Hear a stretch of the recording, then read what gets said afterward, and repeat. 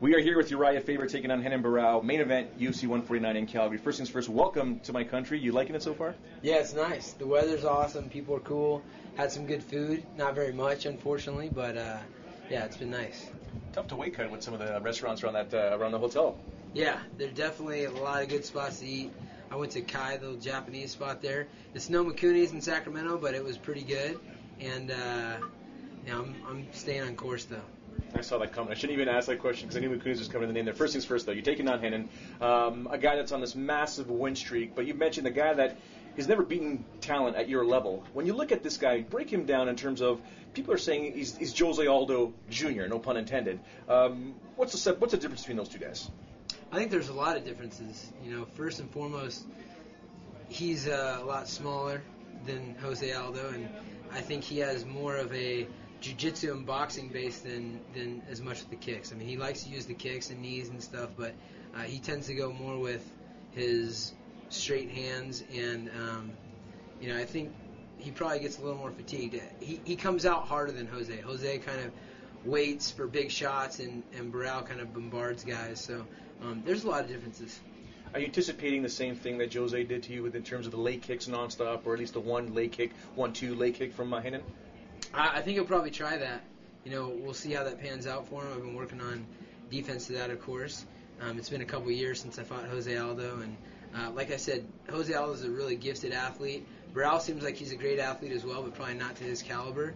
And you know, John Smith had the amazing single leg, or the low single that no one could stop, and Jose Aldo seems to have that with the kick. So we'll see if Barao's that guy. How important is it to take this guy further, perhaps round 4, round 5? And I mean, we all want, the first round knockout is one thing, but how important is it perhaps to take it to the distance so he fatigues? You know, we don't know if he's going to fatigue. You know, I've said that before. That's somewhere I feel like I have an advantage, but we haven't seen him there. One thing that's for sure is he's got a strong mind. You know, he's got a long win streak, which you have to have a lot of willpower and be intelligent and everything else to make that happen. So I definitely have seen him fatigue a little bit in the second and third round. Who knows what he's going to come with in the fourth and fifth, but I'm going to be looking to finish the fight every round. You've been around, King of the Cage, WEC, UFC. Have you ever seen a card dismantled like this before?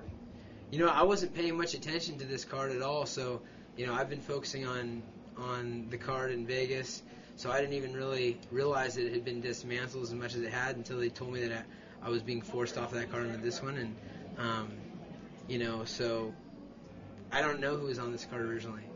I'm kind of a little bit into my own world at this point. Speaking with some of the guys, a lot of them, they're tired of the critics ripping the card apart. They're more motivated to prove that, hey, I belong in this card, and we'll show you an exceptional show. But then you come out and you tweet, this will be the fight of the year. Are you adding more pressure, or is that motivation? I'm not adding pressure or motivation. I'm making a statement that I believe is going to be true. I'm planning on going out there and having a fight that everybody's going to remember, and I haven't thought about anything. I don't really get on and listen to what the critics have to say about a card, this or that, the other thing. I'm going out there to fight. I will fight till the bitter end, and that's what I do. I've been doing it for 9 years now. Unfortunately, you might not be able to see the co-main event because you'll be preparing for your scrap in the main event, but Hector Lombard, you and I have talked about him before, taking on Tim Boetsch. I mean, this is a spectacular fight. How do you see it unfolding? Man, I'm excited to see Hector. He's just a specimen, and he comes out to brawl every time. So I think that's going to be a real treat for the people at home. Thank you very much for your time. My pleasure. Here he is, a California kid. You coming out California Love? Of course. Because we always look forward to it. That is the song that gets everyone pumped. You have to come out to it. That's my song.